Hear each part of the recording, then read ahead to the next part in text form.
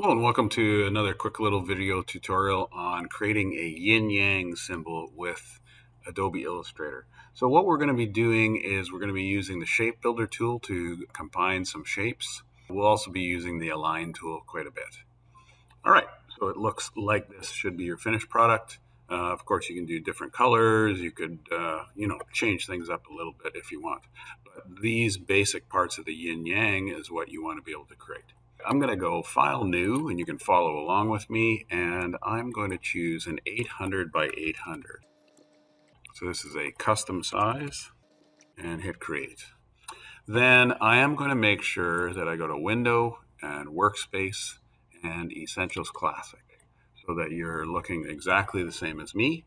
And I also want to see the grid, so I'm going to go View and Show Grid. Then I'm going to save this, and you should save this in your E drive.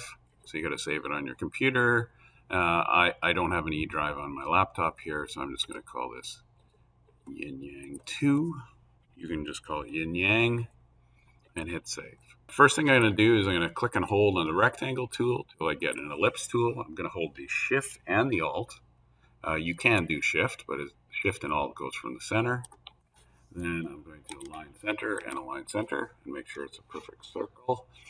Then I'm going to go Control C and Control V, and then I'm going to go right click, transform, and scale, and I'm going to change it to 50% uniform. So you're going to change that to 50, and then you're going to say OK.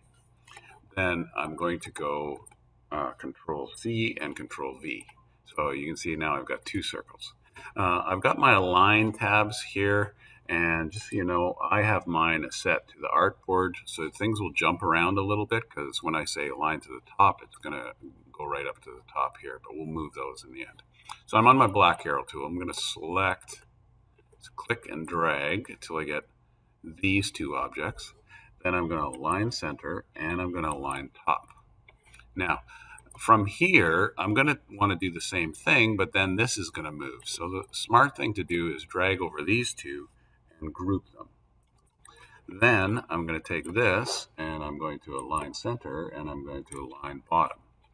From there, I'm going to drag over all three, and I'm going to go grab what's called the Shape Builder tool. You'll find it here if you're in Window Workspace and Essentials Classic. Otherwise, you'll have to search for it, and you might have to go even to these three dots. The reason I grouped is because even if there's a tiny little space, then this isn't going to work. And if your circles aren't perfectly circled, that I held the Shift key when I did them, it's a possibility it won't work because there might be a super small space in between any of these places.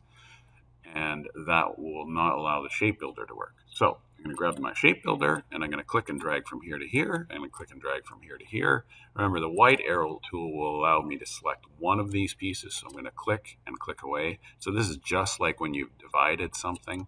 I click on this, and then I can make this black. I follow it up with a couple of circles.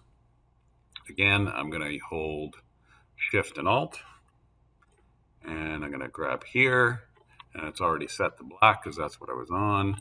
And then I can go, and this size may range depending on how you like it, but this is the size I'm going with, quite large here.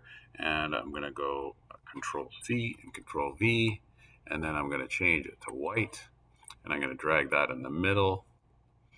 And then this, you kind of got to eyeball that this is even. You can, of course, grab these two and then align them center so that they're even with each other. And that makes a lot of sense. Then what I'm going to do is I'm going to go Control G to group, and then I'm going to center, and it should have put it right in the middle of my artboard. And then I can file, export, and put it on my portfolio. And that is how you do the yin yang symbol. Thanks for watching.